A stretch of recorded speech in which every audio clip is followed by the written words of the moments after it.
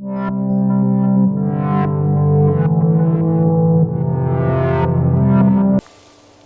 guys, what's up? It's Grand Strategy Boy here with part 3 of my installment, Invasion of Asia, the Rise of the Spartan Empire.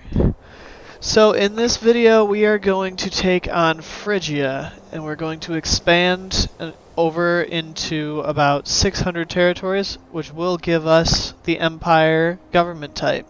Now if you look here, we have a civil war about to break out in Phrygia, so I am going to capitalize on that hard.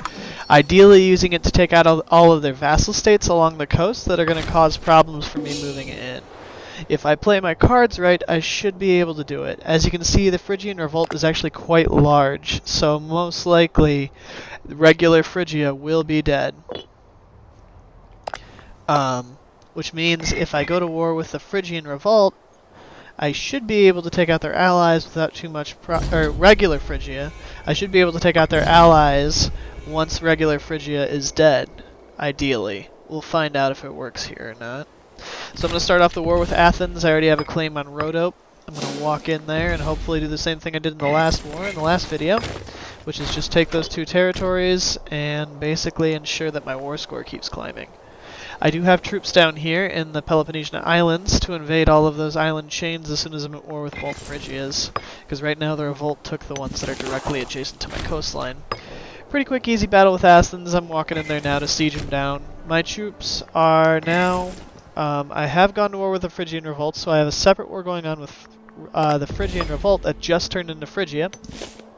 So now, since regular Phrygia fell apart, their allies are at war with me without Phrygia to back them. So I will be able to annex them all in their own peace deal. I'm going to try and get a little bit more territory before I do, but right now it's looking pretty solid.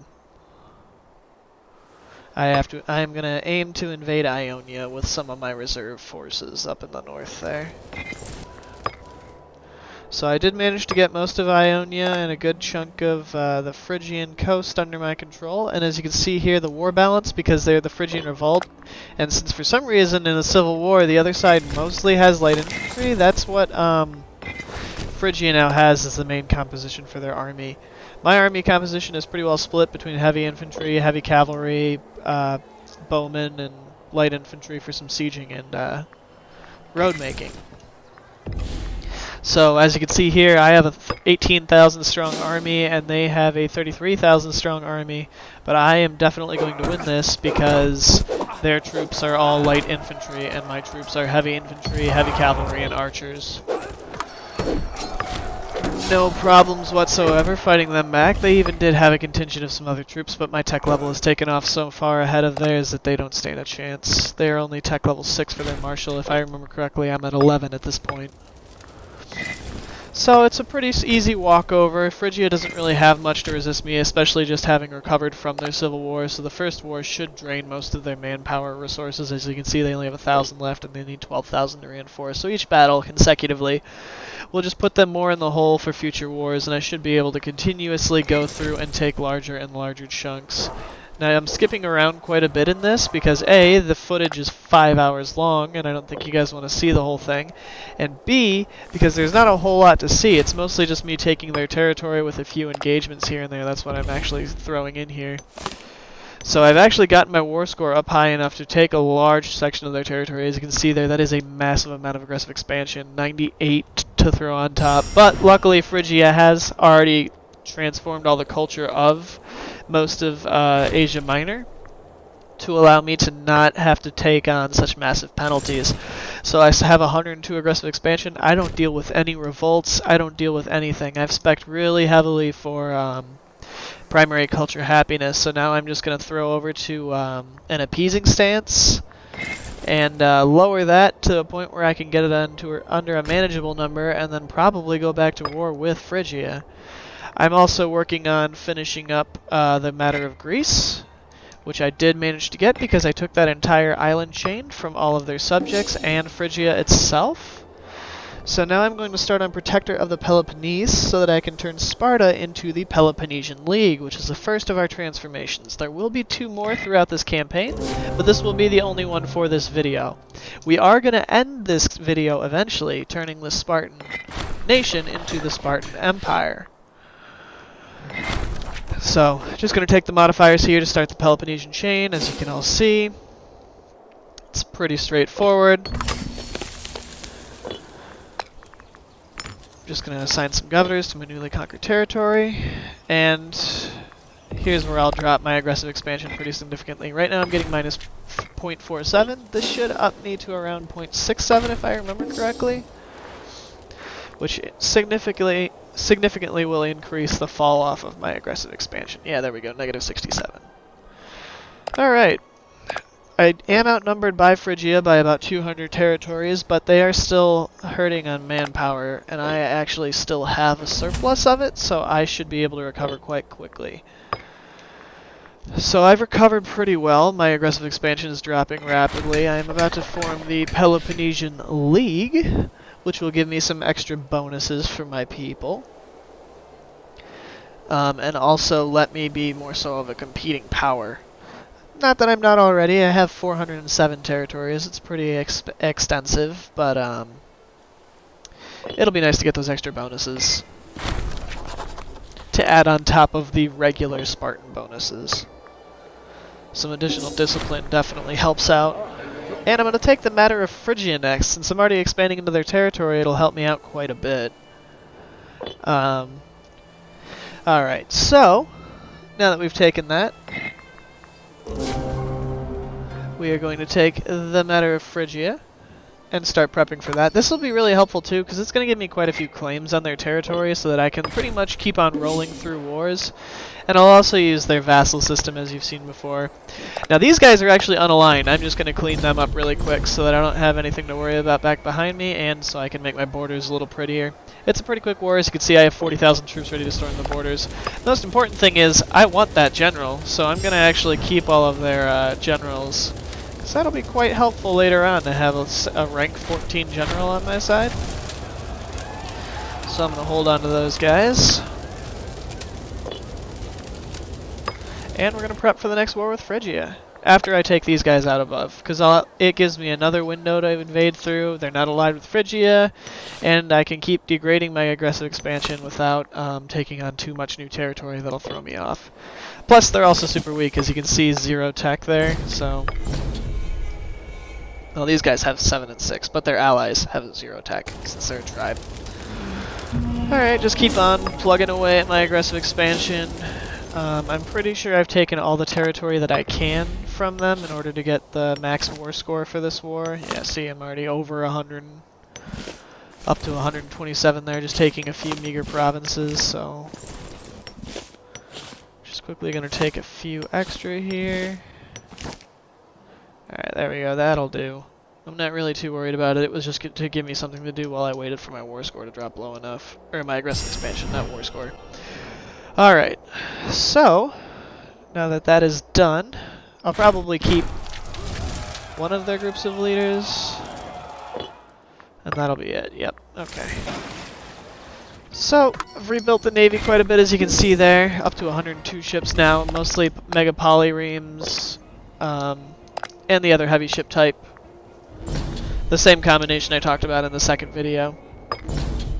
So this will be the second war against Phrygia. In total, I wind up having 4 wars in order to account for all the aggressive expansion, since Phrygia in this game got so massive. But because I don't really give them any chance to recover, it's a pretty easy one. I'm able to just basically advance across a massive front. Always try to focus your forts first. I wanted to make sure their ally wouldn't come in since I was declaring a war directly on Phrygia. Luckily they do not, so I have those 2 extra armies up top that I can send as reserves wherever they're needed. So I'll probably send them to take the territory off to the left there from the green guy that I'm capturing right now. I did have some troops on their borders for that. Now that 10k army actually isn't really a fighting army. You'll see like an army of 10k light infantry, but I'm going to use them as a sieging army. They're normally my roading army. Alright, so I've invaded most of Phrygia, I've beaten their fleet back, I've even landed troops on Cyprus. So I have the peace deal already queued up here. This will actually increase my rank to a great power. I think I'll have 536 territories at the end of this. Significantly stronger than before, and it actually makes me bigger than Phrygia in terms of number of territories. And it lets me clean up the coastline, so now I control basically the entirety of the Aegean Sea.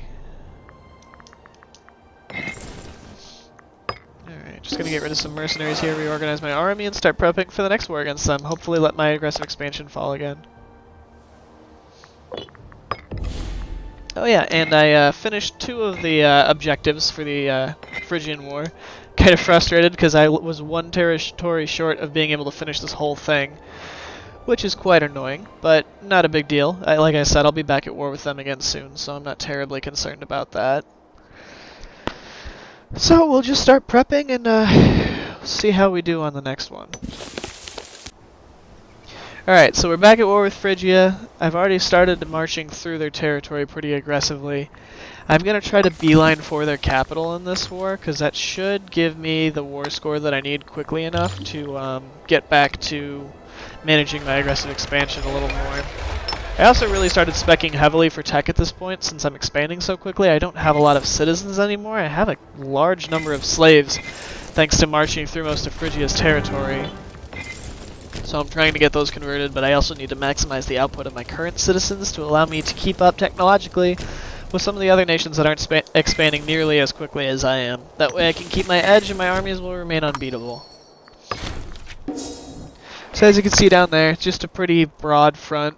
Pontus is trying to give me some trouble up north, but I've got a few armies up there that shouldn't have any problems fighting them back. And as you can see, that rank 14 general that I took from those guys I wiped out a little earlier in the video is helping spearhead the assault on the Phrygian capital. I'm going to liberate some of the territory that Pontus managed to take.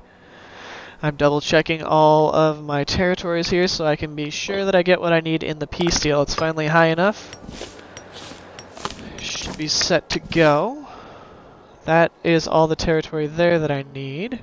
So now I'm going to just make sure I'm expanding far enough south that I can prep for the last war. Alright, so this is exactly 100. It is going to bring my aggressive expansion up to above 120, which, like I said, I normally would not recommend unless you're playing somebody like a Greek state at this point in the game, 630. Most of the people are already converted over to the Hellenic culture type, so you're not going to have to deal with non-primary culture happiness all that much. I think the entirety of my nation, other than maybe some spots where I took land from Pontus up north, is pretty much all Greek, so I'm not going to have any real issues.